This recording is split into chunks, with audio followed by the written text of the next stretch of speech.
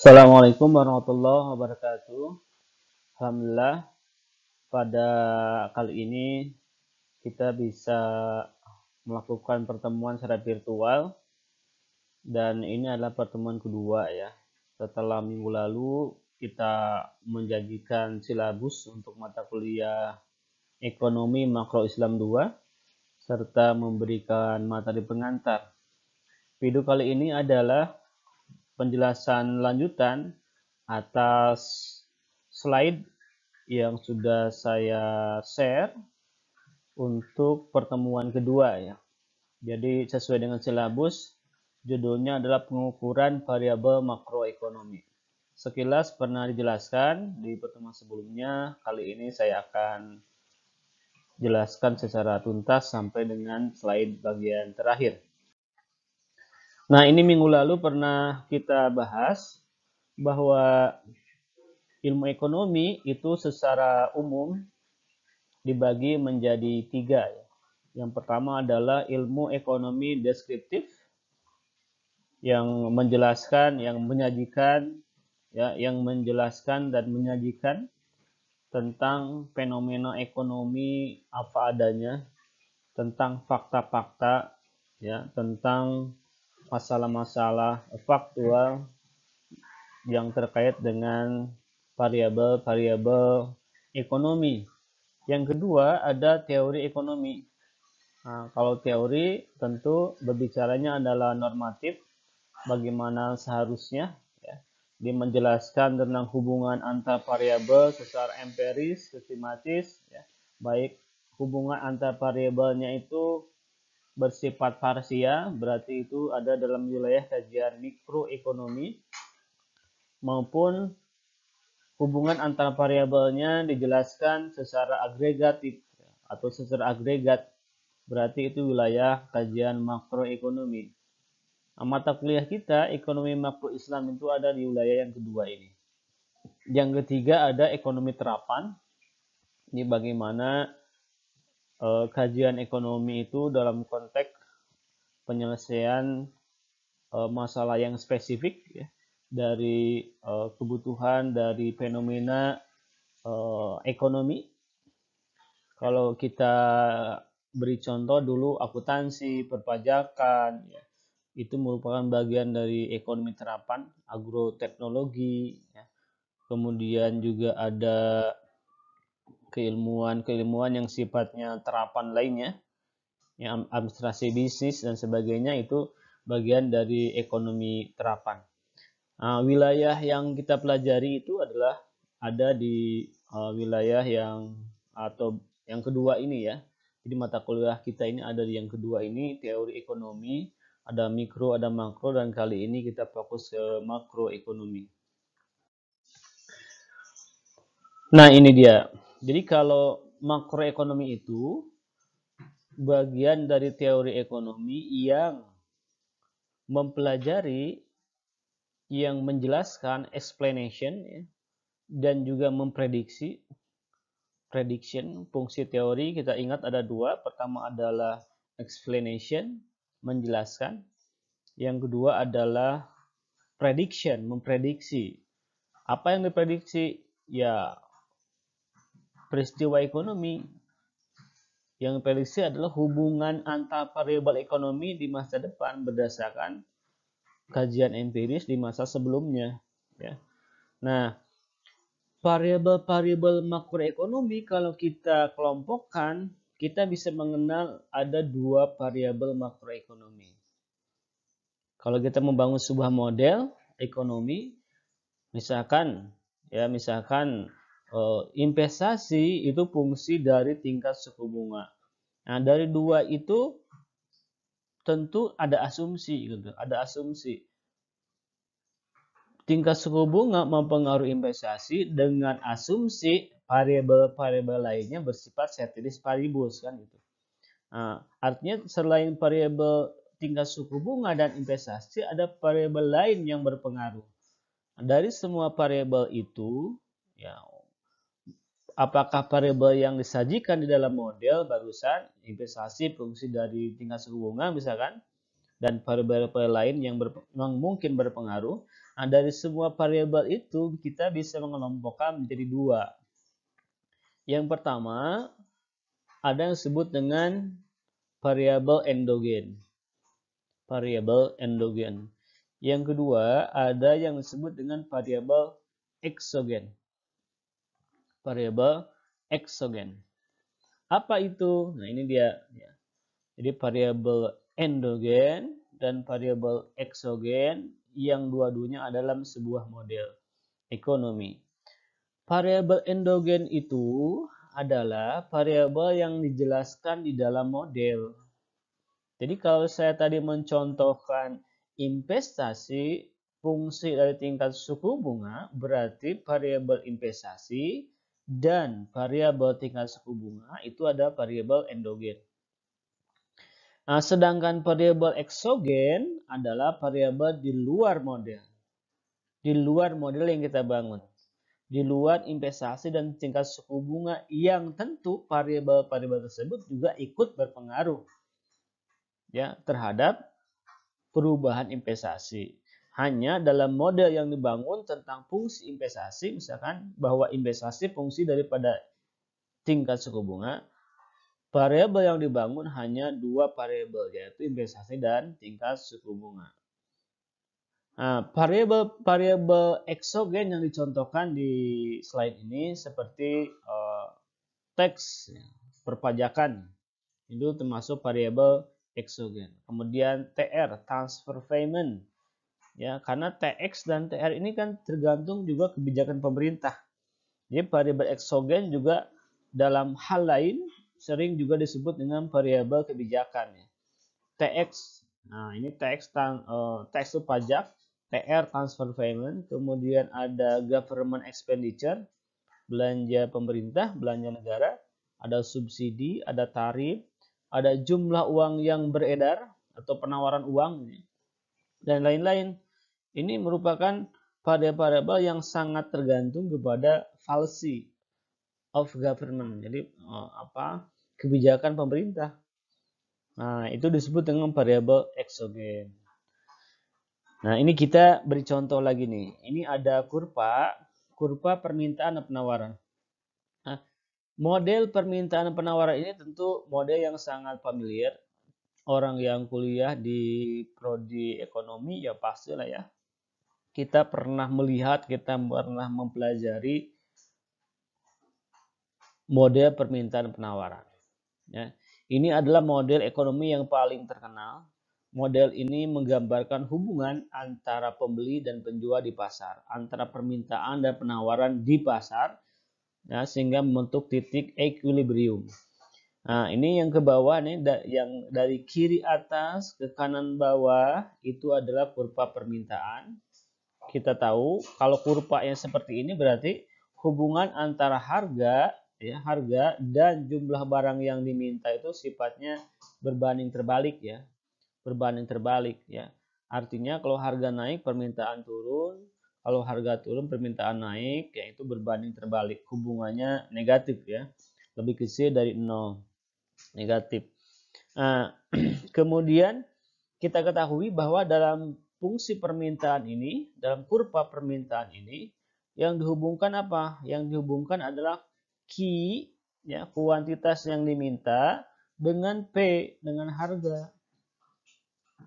Nah, Q dan P itu ada variabel endogen. Karena ada dalam model. Nah, selain harga, tentu ketika orang meminta barang, itu bukan hanya harga, akan ada faktor lain yang ikut berpengaruh. Hanya dalam model ini diasumsikan ceteris paribus. Kita ingat di mikro nih, diingat-ingat lagi di mikroekonomi ada ceteris paribus. Ya, ceteris paribus itu adalah faktor-faktor di luar model ini diasumsikan bersifat tetap, ya, bersifat konstan. Jadi tidak berpengaruh. Kalau itu ada perubahan, otomatis kan jumlah barang yang diminta juga akan berubah. Ya, bukan hanya faktor harga. Hanya dalam model biasanya dibikin asumsi sebagai pagar agar model ini berlaku. Kalau pagarnya pudar, ikut mengintervensi, ikut berpengaruh, ya berarti kan model ini nggak berlaku. Contoh di dalam model ini permintaan misalkan kalau harga naik permintaan turun, iya akan berlaku dalam model ini. Kalau misalkan harga naik permintaan turun, sementara pendapatan juga ikut naik, sementara selera juga ikut naik, tentu permintaan tidak akan turun walaupun harga naik. Nah, oleh karena itu yang namanya pendapatan, yang namanya selera tadi itu diasumsikan sebagai ceteris paribus. Nah, itu di materi mikro ya. Nah, poin dari penjelasan ini saya ingin menjelaskan bahwa mana variabel endogen, mana variabel eksogen. Nah, dalam model permintaan ini, variabel endogennya adalah harga dan kuantitas barang yang diminta atau harga dan permintaan. Adapun dalam model penawaran di sini nih, kalau penawaran kan kita ingat dari kiri bawah ke kanan atas. Ya. Berarti berbanding lurus ya. Artinya kalau harga naik, penawaran akan naik juga. Karena motif produsen itu kan memaksimalkan laba. Ya. Memaksimalkan laba. Kalau tadi permintaan dari sisi pembeli konsumen, motifnya adalah memaksimalkan kepuasan. Ya. Jadi maksimalisasi utility, kalau di sisi produsen itu maksimalisasi profit kan. Oleh karena itu kalau harga naik dia akan menawarkan lebih banyak supaya dari sisi keuntungannya meningkat atau maksimal, titik maksimalnya diperoleh. Nah, yang disebut variabel endogen dalam model penawaran adalah harga dan penawaran barang ya, penawaran barang atau barang yang ditawarkan. Nah, ini contoh ya. Jadi dalam sebuah model itu ada yang disebut dengan variabel endogen, ada variabel eksogen. Variabel endogen itu variabel yang dijelaskan dalam sebuah model, yang ada dalam sebuah model. Sedangkan variabel eksogen itu variabel yang di luar model. Di luar model. Nah, itu tentang variabel makroekonomi berdasarkan endogen dan eksogen. Nah, berikutnya kita mengenal ada variabel stok dan variabel arus. Kalau kita meneliti variabel-variabel makroekonomi, maka kita bisa meneliti fenomena variabel itu dalam sebuah titik tertentu, atau kita bisa meneliti variabel itu dalam dimensi waktu tertentu. Ya. Saya ulangi. Jadi kalau kita meneliti sebuah variabel makroekonomi, kita bisa meneliti pada suatu titik waktu tertentu, misalkan hanya 2001 saja, atau kita bisa meneliti variabel ekonomi dalam dimensi waktu tertentu. Misalkan 2010 sampai 2021. Ada dimensi waktunya. Nah, ketika kita meneliti hanya pada suatu titik atau waktu tertentu saja, ya, maka itu disebut dengan variabel stok. Variabel stok. Data yang digunakan tentu adalah data cross section. Ya, ingat di mata kuliah lain pasti ada di statistik ekonomi, data itu ada data cross section, ada data time series, ada data panel ya. Nah, kalau variabel stok itu dia menggunakan data time series ya. Data cross section ya, karena pada suatu waktu tertentu yang digunakan. Contoh ini misalnya mengukur JNP atau JDP pada tahun 2021. Nah, ingat bedanya JNP dan JDP. Nanti di slide berikutnya juga akan dijelaskan, tapi saya integrasikan di slide ini saja. Kalau JNP dia menghitung pendapatan nasional, dia menghitung produksi nasional, atau dia menghitung pengeluaran nasional dengan pendekatan warga negara ya, kalau JNP itu. Jadi produksi warga negara suatu negara dimanapun, baik di dalam negeri maupun di luar negeri, dihitung sebagai pendapatan nasional negara tersebut. Jadi kalau JNP pendekatannya adalah warga negara. Nah, kalau JDP pendekatannya adalah kewilayahan, domestik. Jadi siapapun yang memproduksi barang di suatu wilayah negara, maka barang tersebut dihitung sebagai produksi atau pendapatan negara tersebut. Negara-negara maju biasanya menghitung pertumbuhan ekonomi berdasarkan GNP, Gross National Product. Kalau negara berkembang biasanya menggunakan perhitungan pertumbuhan ekonomi dengan menggunakan konsep JDP, Domestic Product. Negara maju menggunakan JNP karena memang jumlah entrepreneur, jumlah pelaku usahanya lebih banyak ya. Lebih banyak baik di dalam maupun di luar negeri, investornya banyak. Sehingga produksi dari sektor itu, sektor rumah tangga produsennya sangat besar ya. Dari variabel investasinya nilainya besar. Kalau negara berkembang kan umumnya pendapatan nasionalnya tidak dibentuk oleh investasi, tapi oleh konsumsi, seperti Indonesia misalkan. Ya. Nah, kembali ke slide ini bahwa kalau variabel stok itu adalah variabel yang pengukurannya pada suatu titik waktu tertentu. Ini kata kuncinya, titik waktu tertentu. Misalkan mengukur JNP atau JDP pada tahun 2021. Waktu tertentu saja. Kalau variabel arus, variabel yang pengukurannya pada dimensi. Nah, ada kata kuncinya dimensi waktu tertentu. Misalkan mengukur JNP dan JDP pada tahun 2010 sampai 2021. Ada dimensi waktunya. Nah, karena ada dimensi waktu, maka data yang digunakan untuk meneliti mengkaji variabel arus itu adalah data time series atau data panel. Ya, kalau data time series ini 2010 sampai 2021 time series. Kalau data panel gabungan dari data cross section dan data time series. Nanti di statistik ekonomi mungkin akan ada penjelasan. Kalau tidak jelaskan bisa ditanyakan kepada dosen statistik ya. Apa itu data cross section, apa itu data time series, apa itu data panel. Nah, berikutnya analisis makroekonomi. Dalam menganalisis fenomena ekonomi makro atau menganalisis hubungan interaksi antara variabel makro, baik variabel tadi variabel stok maupun variabel arus, baik itu variabel endogen maupun variabel eksogen, kita bisa menganalisisnya dengan 3 pendekatan. Pertama, ada yang disebut dengan analisis statis. Kalau analisis statis, kita tidak memperhitungkan unsur waktu. Ya, misalkan Anda mengkaji, meneliti pengaruh inflasi terhadap tingkat pengangguran. Ya, Anda teliti bagaimana pengaruhnya tanpa memperhitungkan unsur waktu.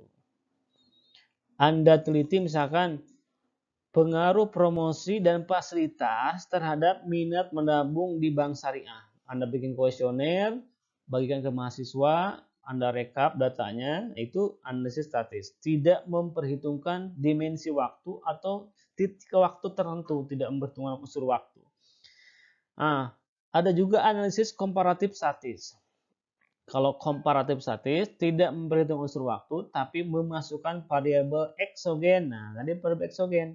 Di sama tidak ada dimensi waktu, tidak ada unsur waktu tertentu, hanya memasukkan variabel eksogen. Apa itu variabel eksogen? Nah, ingat tadi slide yang saya sudah jelaskan di bagian awal. Terakhir analisis dinamis. Kalau analisis dinamis memasukkan unsur waktu, baik itu variabel stok waktunya tertentu maupun variabel arus yang waktunya dimensinya. Nah, yang bagus supaya penelitiannya lebih valid, pengkajiannya lebih valid, tentu kita bisa memasukkan unsur waktu sehingga tren yang terjadinya bisa kita baca dan menganalisis suatu peristiwa ekonomi pada waktu tertentu bisa dikomparatifkan dengan waktu yang lainnya. Ya, itu analisis dinamis yang memasukkan unsur waktu. Nah, berikutnya gini. Di bagian awal tadi saya sudah jelaskan, teori ekonomi itu ada mikro, ada makro. Mikro itu variabel yang dipelajarinya bersifat individual. Jadi contohnya adalah mempelajari perilaku pasar secara individual. Misalkan pasar beras, pasar sayuran, pasar sepatu, pasar otomotif. Jadi hanya pasar tertentu. Ya, harga sepatu saja, harga mobil saja. Pokoknya variabelnya individual, parsial, tertentu.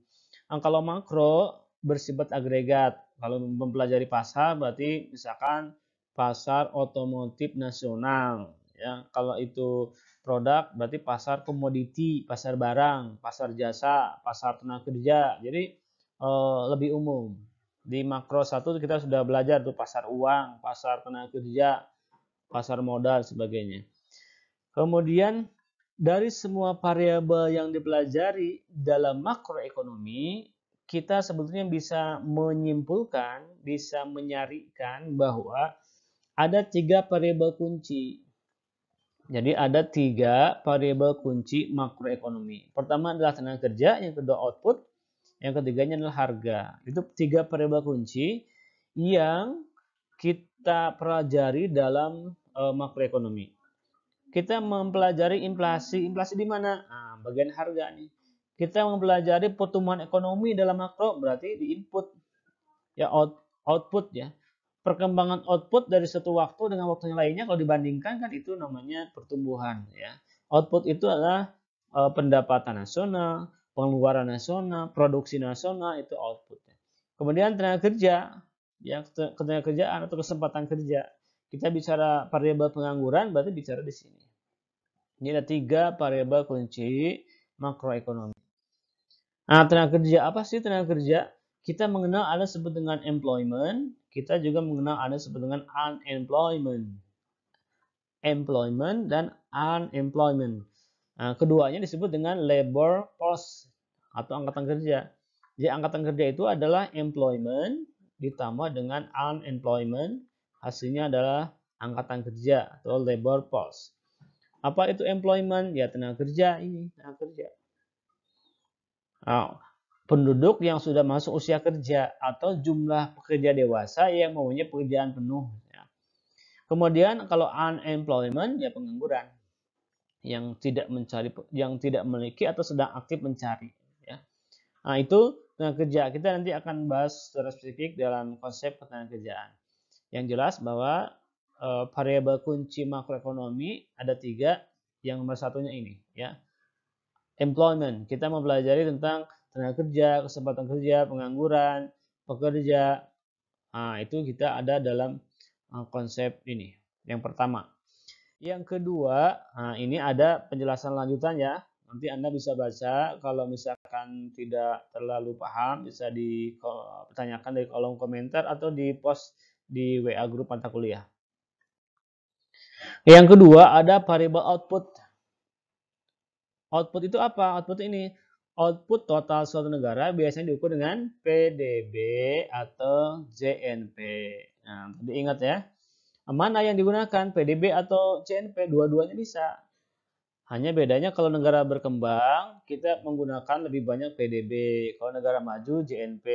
Ya, yang digunakan untuk mengukur pertumbuhan itu. Di economic growth, pertumbuhan ekonomi, diukur dengan PDB atau JNP. Produktivitas nasional diukur dengan PDB atau JNP. Apa itu PDB, apa itu JNP? Anda buka lagi catatan mata kuliah di ekonomi makro 1. Dalam konsep pendapatan nasional itu ada istilah PDB, ada istilah PNB, ada istilah JNP, ada juga JDP. Kemudian ini ada ya, kalau PDB atau JDP itu domestik nih. Jadi nilai pasar total dari output yang dihasilkan negara yang bersangkutan. Pendekatannya domestik. Orang Korea, orang Cina bikin pabrik di Cianjur di Indonesia, maka produksinya itu dihitung sebagai ini, ya PDB. Tapi orang Indonesia yang di luar, di Australia, di Malaysia memproduksi barang tidak dimasukkan kalau di sini, karena itu di luar domestik. Nah, kalau PNB atau JDP pendekatannya nationality, kewarganegaraan. Orang Indonesia di Australia, di Malaysia tadi dihitung kalau di sini. Hanya orang Korea di Indonesia tidak dihitung sebagai PNB-nya karena pendekatannya adalah nationality. Warga negara yang bersangkutan ya. Itu konsep PDB dan PNB. Nah, Anda lihat lagi catatan di makro 1. Nah, ini ada penjelasan tambahan tapi saya lewat saja. Nah, ini terakhir itu variabel makro itu bicara tentang tingkat harga. Nah, harga. Kalau bicara harga berarti bicara nilai sebuah komoditi ya. Kalau harganya itu adalah barang diukur dengan inflasi. Kalau harganya itu adalah nilai uang, harganya itu uang diukur dengan kurs ya. Kurs uang. Uang itu bisa nilai uang terhadap barang diukur juga dengan inflasi. Kalau nilai uang terhadap mata uang asing diukur dengan kurs ya. Nah, untuk mengukur inflasi kita bisa menggunakan konsep indeks harga. Ya. Inflasi pernah kita bahas. Saya juga ada di YouTube pembahasan tentang inflasi, bisa dicari konsep atau perhitungan inflasi. Ya. Ini rumus inflasinya. Ini yang disebut dengan tingkat inflasi dalam satu tahun adalah persentase perubahan indeks harga dari tahun ke tahun. Indeks harga itu banyak, ya, ada 6 sampai 8 jenis indeks harga. Yang digunakan dalam menghitung inflasi adalah indeks harga konsumen atau IHK ya. Nah, ini siklus aliran ekonomi dua sektor. Kalau ini dipelajari di mikro yang dua sektor seperti ini, makanya disebut dengan siklus ekonomi sederhana. Kita nggak mempelajari ini ya. Rumah tangga dan perusahaan, dua rumah tangga saja. Ini di mikro. Nah, di makro setidaknya mempelajari ini tiga sektor. Hanya kalau bicara tiga sektor kita nggak bicara rumah tangga luar negeri, nggak bicara ekspor impor. Sementara sekarang tidak ada satu negara pun yang menggunakan sistem perekonomian tertutup. Pasti setiap negara menggunakan perekonomian terbuka. Oleh karena itu, dalam makroekonomi yang dipelajari adalah yang 4 sektor ini. Nah, ini dalam sirkular diagram 4 sektor ini kita bisa melihat ada 4 rumah tangga ekonomi ya yang berinteraksi, yaitu rumah tangga konsumen, ini rumah tangga konsumen, rumah tangga pemerintah, rumah tangga perusahaan, rumah tangga luar negeri. Ada 4 rumah tangga yang berinteraksi dalam kegiatan perekonomian 4 sektor atau disebut juga dengan perekonomian terbuka. Kenapa terbuka? Karena ada peran rumah tangga luar negeri ini. Ada ekspor impor. Nah, selain itu dari gambar ini kita juga bisa melihat ada 4 jenis pasar yang dikaji dalam makro. Ya, yang pertama ada pasar input atau disebut juga dengan pasar faktor produksi. Pasar modal, pasar tenaga kerja itu adanya di pasar input. Faktor produksi kan ada 4 ya. Nah, ini dari 4 itu ada di pasar input. Yang menjualnya adalah rumah tangga sehingga konsumen memberikan pendapatan untuk kepada rumah tangga kan, uang. Nah, oleh rumah tangga uang tersebut dibelanjakan di mana? Di pasar output. Pasar output itu disebut juga dengan pasar komoditi atau pasar barang. Lihat uangnya dari sini masuk ke sini. Ya. Jadi pengeluaran, jadi pendapatan menjadi pengeluaran. Pendapatan diberikan oleh perusahaan kepada rumah tangga. Oleh rumah tangga dibelanjakan, dikeluarkan, masuk lagi sebagai konsumsi di pasar output. Uang masuk ke perusahaan lagi terus berputar kan, siklus pendapatan dan pengeluaran itu. Kemudian sebagian uang yang diperoleh oleh rumah tangga dari pendapatan ini kan gak semuanya dikonsumsi, sebagian ditabung. Jadi Y, kalau itu pendapatan Y sama dengan gimana? C konsumsi ya, konsumsi plus apa? Kalau sisa konsumsi saving, tabungan.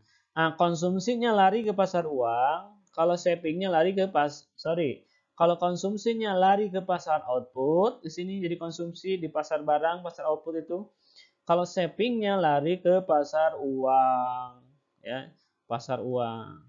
Jadi pendapatan yang dimiliki oleh rumah tangga pasti ada yang lari ke pasar uang, sebagian ada yang lari ke pasar output, sehingga pasar uang, pasar output itu menjadi hidup. Nah, itu pasar yang ketiga ya. Jadi ada pasar input, pasar output, pasar uang. Nah, selain tiga pasar itu, karena ini perekonomian terbuka, maka ada keterlibatan pasar luar negeri. Karena tidak semua barang dan jasa bisa dipenuhi oleh produsen dalam negeri, oleh pemerintah, tidak bisa. pasti kita harus ada yang disebut dengan impor dan ekspor. Impor berarti barang dari luar ke sini, ke dalam negeri, untuk memenuhi kebutuhan dalam negeri, untuk menstabilkan stok dalam negeri sehingga harga stabil. Kemudian kalau ekspor lari barang ya ke luar negeri, ya. Nah, ini grafiknya grafiknya ini terbalik ya. Kalau ekspor itu dari perusahaan ke sini, ya, kecuali ekspornya adalah ekspor faktor produksi. Ini bisa juga ya garisnya seperti ini, berarti ini ekspornya adalah ekspor eh, dari luar negeri sini, berarti ya itu faktor produksi ya kalau barang dari sini ke sini. Atau lebih tepatnya ini sebaiknya dibalikan ya, dari perusahaan ke luar negeri itu disebut dengan ekspor, kemudian luar negeri ke sini itu impor, ya. Itu perekonomian empat sektor atau disebut dengan perekonomian terbuka yang kita pelajari dalam makroekonomi. Nah, itu dia penjelasan atas slide pada pertemuan kedua ini. Ya, silakan Anda putar, Anda pelajari. Kalau ada bagian yang tidak paham bisa ditanyakan di kolom komentar atau di share, di posting di WA grup mata kuliah. Demikian, terima kasih. Mohon maaf, mudah-mudahan bermanfaat. Wassalamualaikum warahmatullahi wabarakatuh.